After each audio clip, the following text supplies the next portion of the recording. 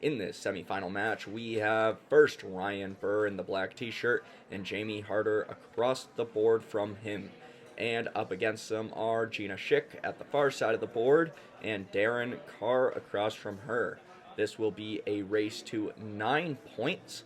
The first team to hit that 9-point goalpost will be moving on to the finals to play the winner of the other semifinal match between Justin and Fred Slater versus Connor Ryman and Brandon Osborne. Gina to open up with a 20, and we are off to the races. Carr taking his time, following suit with everybody else. A bit of context about the players around the board. Ryan Buhr this season won the Columbus Singles Crokinole Championship, which I believe was back in July or maybe late June. Jamie Harter, most recently before this tournament, as he goes long, won the Crokinole World Cup doubles alongside Linder Wendt. Play now on the board. Buhr taking his time with what he'll do here, going for the follow-through, blowing through the house all the way on the other side of the board. Gina with a simple hit and stick. A door might be slightly open for Harter to get in. Be a little bit tough, able to get in, catches a post, stays within the 15, and that's probably far enough away that Carr can't get the 20, but he'll be switching to the defensive. Rolling to the far side of the 15, not much that Buhr can do here. Catching post, ending up on Gina's side of the board. Darren recommending she roll behind the post, far away from Harter, so he has nothing to work with on his next shot. Catches a post, and Harter now with an opportunity to balance out the cup. He gets it. We are down to a 5-shot round for both teams. It could come down to who breaks first. First mistake out of Buhr, going a little bit long. Gina potentially to get a 20. Very nice shot. Up 2 in the cup against the hammer. Harter closing the distance, but they will be looking for a mistake like that as Carr comes up short. Buhr not able to capitalize. Gina can either get in or get away, and it looks like she's going for the 20. Going long, giving an opportunity now for Harter. This could put a lot of pressure on the final 2 shots. He converts. Comes down to this. Carr gets to 20. Pressure on Buhr for the tie round. Hitting the 20 is a tie. Anything else is a loss. He drains it. The first round will be 1-1 for both teams. Highlight shots around the board. There was that final 20 from Harter that got them into the round. A huge thank you to the Scone and Owen Sound Crokinole clubs for hosting this tournament. Fantastically run and a great time as always. If you want to learn more about both those clubs, you can check them out. Link is in the description below. We are near a full circle around the board. Gina going long. Backboard opportunity here for Harter. Drops it in. Very nice. Carr looking to close the distance for the 20s discrepancy. Carr and Schick are working with the hammer in this round, but down in the cup right now. Gina looking to hide behind the post, I believe, from this angle. Might have actually pushed in a little bit, but bounced back just far enough at the very least. Harter doesn't have anything to work with in terms of 20s, hitting and sticking in that spot. He's more concerned about the defensive anyways right now, so not a high priority on getting in. And we'll see what Buhr does with this. Rolling up again to that horrible spot between the posts. But enough inwards that Gina has a line to keep play in the 15. That could be dangerous. Harter taking a look at that angle up the line. He thinks it's a little far away, so he'll approach that from the front. Rolling away a little bit, and I think just enough. It'll be very difficult for Carr to get a 20 off of this. Never say never, though. He goes for it and gives a much better chance to Buhr to really get ahead. He takes it. Up 2 in the cup. Gina and Darren will be waiting for a mistake out of their opponents. Now, Gina and Darren, we've seen this duo before. I believe they were in the top 12 of the World Crokinole Championships as a team in 2024. Roll away from Buhr. And both of them, I believe, relatively high in the singles division. I believe Gina was placed highly up there. I put it on the stats information card at the beginning of this video. But yeah, both these players, we've seen them before and close to a finals. Darren misses a 20. Shots inconsequential at this point. Buhr and Jamie will be taking the first full round of this game, bringing the score 3-1 in favor of Buhr and Harter. Going into the third round now. Carr to open up. And we haven't seen any super aggressive 20s races so far as Buhr comes up short. An awkward 20 chance for Gina. Looking to take it up the line. Gets it. Very nice. Also keeping that disc in play, which could be beneficial. Harter going long. Carr has a decision. He could play to that piece on the hog line, getting behind the post, or go for the 20, which it looks like he's going for that far one, leaving Buhr with an awkward shot.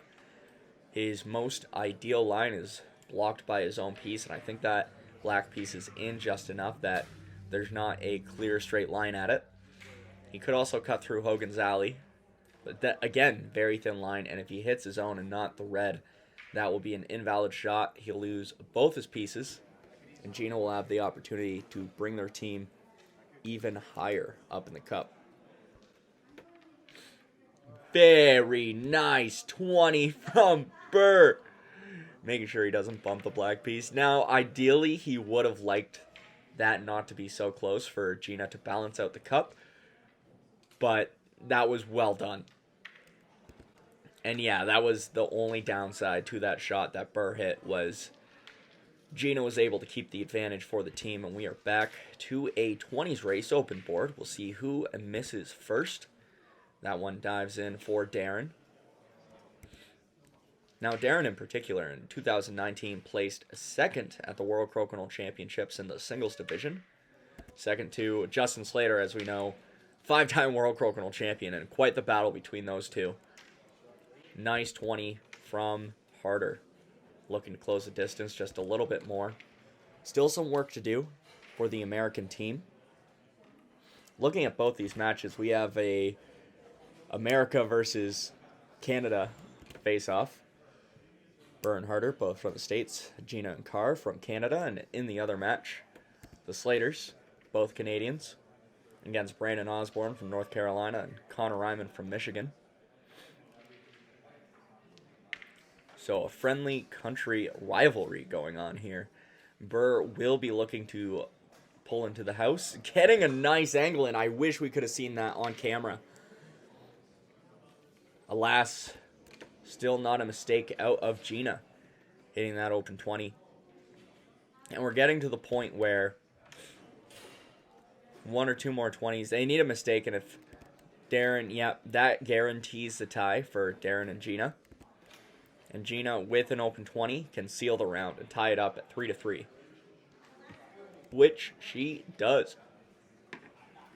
Final 20, a practice shot. Won't change the results of the round. Gina and Carr. Gina and Darren tying it up. Nice 20s all around the board. We see that shot from Buhr again. Only downside was the backboard that Gina was left here. And Gina and Carr both doing a great job holding on to their advantage. This is a Tier 1 National Crokinole Association event, a doubles match as part of the 2025-26 National Crokinole Association Tour. If you want to learn more about the NCA, including upcoming events, how you can sign up and attend or tune in, or how your favorites or players are doing in the standings, what their rankings are, you can check that all out on the National Crokinole Association website. Link is in the description below. And we get our first mistake after 6 shots on the open 20s race. Slight advantage to Buhr and Harter right now, but Harter unable to get the off. Darren looking to get at least 2 pieces on the board. Not sure if he's lining up a 20 here. Gets the off, a little bit unorthodox with that. A lot of posts involved, but nonetheless effective. Buhr may see a 20, looking to really solidify that lead. Goes all the way to the gutter, open board for Gina. Looking to make that mistake hurt, and it does. Tides turned very quickly. Gina and Carr now with an advantage. Harter doesn't get the off. Darren most likely to stick between the posts here. Also didn't get the off there. It doesn't look like. Interesting. We're getting to a pretty busy board, which may lead to some interesting situations. For now, Gina to get a nice backboard, now giving them a lead in the cup. Harter will be looking to get back into the house. Considering their options, he could also hide back there and hope for a mistake out of Darren. Peels. I don't know if that was intentional or not. Nonetheless, suppose it could have been. Carr only had one option, and that was to play to the inside of the board, leaving Buhr a few more choices on what he wants to shoot for. Going for that angle in, but catches a post. Schick now to play to the outside.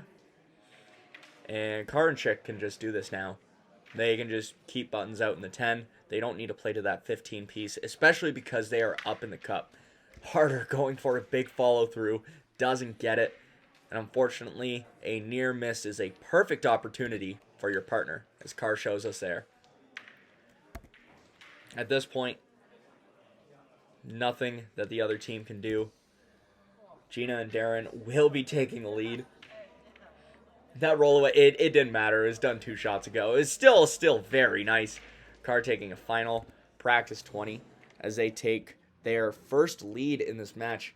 Quite a few highlights of Gina just making mistakes hurt. Both Gina and Darren, any backboards they were left with, not many mistakes in that department. But Gina going long on her first open 20 here.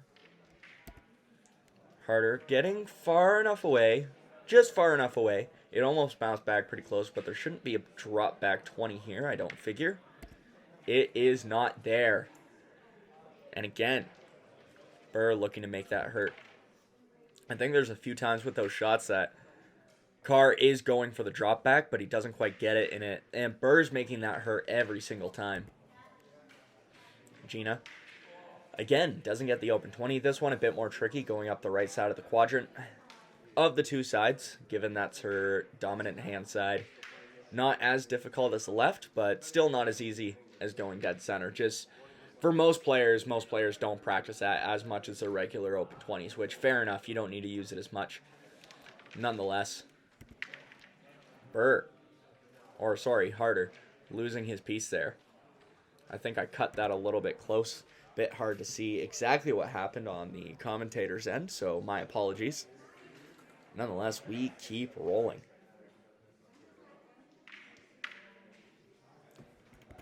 Buhr, more than content to keep play to the outside. Nice, well, heavy hanger left for Harter, but absolutely no way that Gina is interfering with that. Darren is suggesting that Gina go from inside the house at diagonal lane. Looks like she likes this a little bit more, perhaps just for the takeout. Harter now with an opportunity to catch up in the 20s cup. Doesn't get it. Carr not quite able to get away though. But I don't think Buhr set up for a super nice 20. The most ideal lane blocked a little bit by that red piece in the 10. That being said, they don't necessarily need it.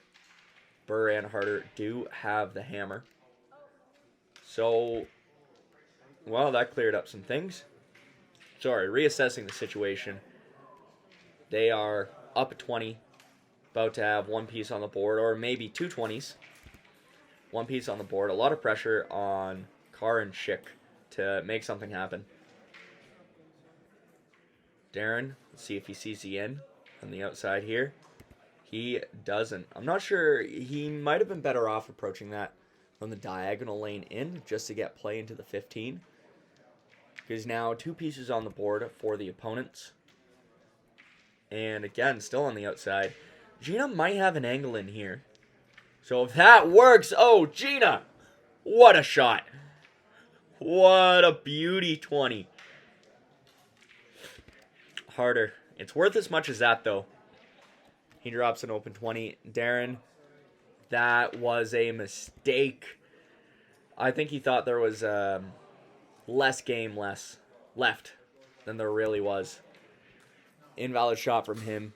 Buhr not able to capitalize, but still. 2 pieces on the board. 1 shot left for each player.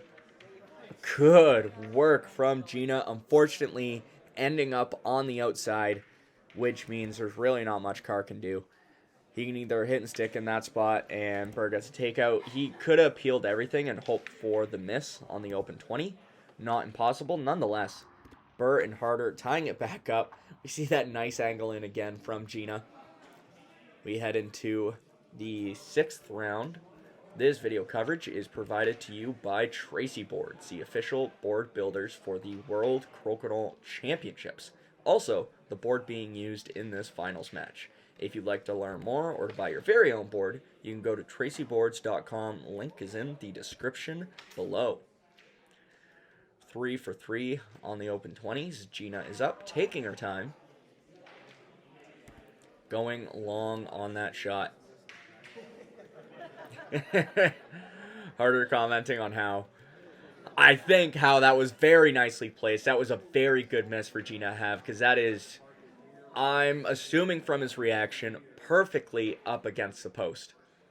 So tough time for Harter to get the off. An invalid shot. He might have been going for the hamster, but didn't work out. Lost his piece. Darren makes that mistake hurt. Bit of pressure on Buhr and Harter as Gina and Darren do have the hammer in this round. Tied in the cup currently. Not dominantly ahead in the round. However, as long as they keep play away from the center or get 20s if they really see it, they should be in a very good position.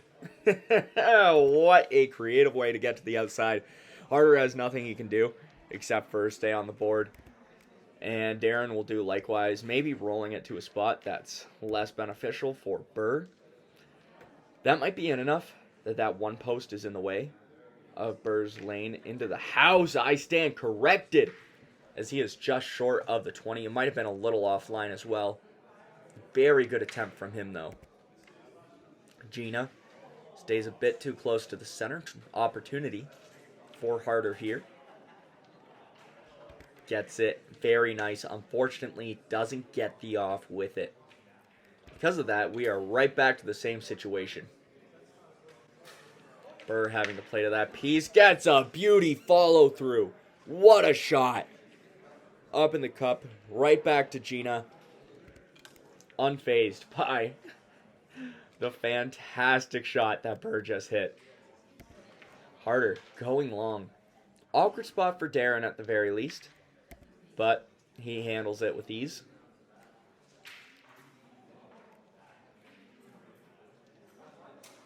Buhr catches a post, unable to get the off, but that red piece is where Jamie can get a nice 20. Gina does a great job interfering with that.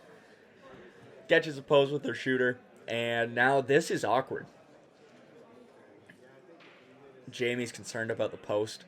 The most ideal thing to do here would be to go double in a 20. The rate cap is special, but the pieces might not be lined up very well to get that, to make that happen.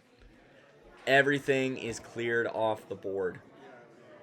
Yeah, that went out in the gutter, I believe. Clear board. Carr to shoot the open 20. He gets it. Best Buhr can do is tie this with an open 20. And even then, Gina has a final shot. As long as it's valid, they are good to go. Finishes it with another 20. Carr and Schick now up 7-5. And within striking distance of winning this semifinal match. Again, we see that nice follow through. Harter and Buhr are making shots. That's the thing. It's not like they're falling behind by a large margin. You see right there, Buhr with a very nice 20. It's just small mistakes that Carr and Schick are able to capitalize on at every given chance. Nearly every given chance. Nonetheless, we are right back to a 20s race. Gina and Darren waiting for a mistake like that. Certainly not a gimme. We'll see if Gina fights for the 20 here, or if she waits for a better opportunity. Goes for it, but may have left Harter set up for an angle in of his own. Doesn't get it. On the upside, not leaving Carr anything to work with. Yeah, follow through, but those are never a gimme. Nice push. And staying far away from the center, at the very least, not giving Buhr any opportunities, but Buhr getting to the outside. If Gina wants to keep this in the 15, she'll have to catch a post. Sticking between the laneways, Harter will be looking to punch this out and stay in that exact same spot to give Carr a horrible time getting in, but pushes a bit too much.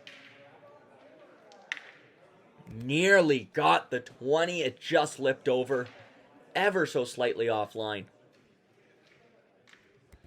Buhr doing a good job. Again, staying, that is nearly right between the posts there. So we'll see how Gina approaches this. Looks like, yep, she'll cut that diagonal. And really taking her time here. Catches a post, and we'll see if that's too close. If it's there, Harter will go for it. Very nice 20, and keeping that piece on. That works out, because even if Carr dropped that 20, and probably now even not, Buhr may just play to the outside. They have the hammer. They don't need to play to the inside. At least not till their last shot if it comes down to it. Or he could take the 20. Rolling away, actually. And that, folks, is a textbook of Brubaker situation. Jamie now to play to the far side. Giving Carr nothing to work with. Now that other red piece, it's close enough. It'll be tough for Buhr to stay behind the posts. I think he could just tap that. If I've got my math right, yeah, he could just stay on the board. He doesn't need to come into the house. Hits and sticks in that area. This gives Gina an in. Be tough. Harter still has to shoot, I believe. But the takeout's all he needs. They tie it up 7-7. Whoever wins the next round will be going on to the finals to play against the winner of the other semifinal match. Really comes down to this. Buhr sinking an open 20. Gina following suit. All the players are dialed in. Neither wants to be the first to miss. Alas, somebody has to miss. I think.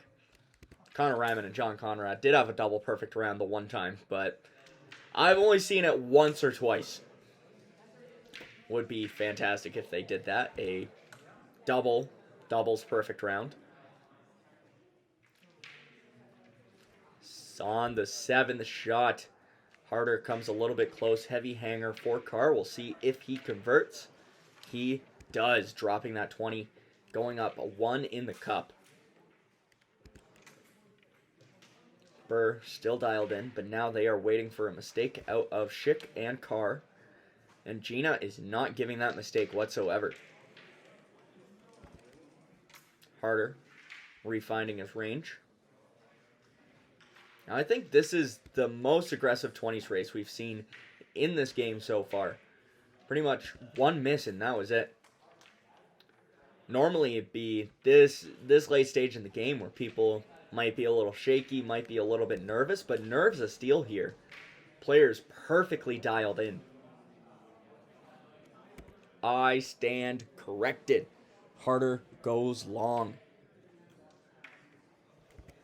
Carr with a nice roll away. Might be a touch 20 opportunity here for Buhr. It looks like that's what he's lining up. Goes for it, leaving a heavy hanger for Gina. Now the most ideal lineup, that is kind of blocked, but it should still be accessible up the side of the quadrant. Doesn't get it. And Harter now left with an opportunity to redeem himself. Could go for the angle in. Should be able to get the off as well. That won't be out of the woods, but it's a start. Doesn't get it. A bit too light. Doesn't get the 20 or the off. Carr looking to clean house. Loses his shooter. Buhr and Harter building up a lot of momentum on the board. That won't be quite enough to cancel that 20 discrepancy. That's only 25 on the board. That does it. But Carr will have the hammer. Only 3 shots left. Oh, sorry. Only 20 points on the board for black in total because there's that red piece still on. Gina sticking to the outside. And you see here, even now. Wow, I am really doing my math wrong. Wasn't even... Actually, yeah, it was 25. Whatever the score is, Schick and Carr are well ahead right now. Tied on the board, up 20. Jamie really taking his time here. He needs something crazy, and it's going to involve some kind of trick shot 20. Bit of a circus shot. Could all come down to this. The round is not officially over yet. Looks like... Oh, actually, if that black piece is on the line, that should be it. Doesn't matter there. Gina, Schick, and Darren Carr have won this semifinal match and will be going on to the finals. Congratulations to them. A well-fought match between both players. So kudos to the winning team from the Shelbourne Curling Club. Up next, we will have the other semifinal match between Justin and Fred Slater versus Connor Ryman and Brandon Osborne teaming up for the first time ever. Make sure you stay tuned for that. Thank you for watching. Make sure to like, comment, share, and subscribe to join the expanding Crokinole universe. My name is Garret, and as always, happy flicking.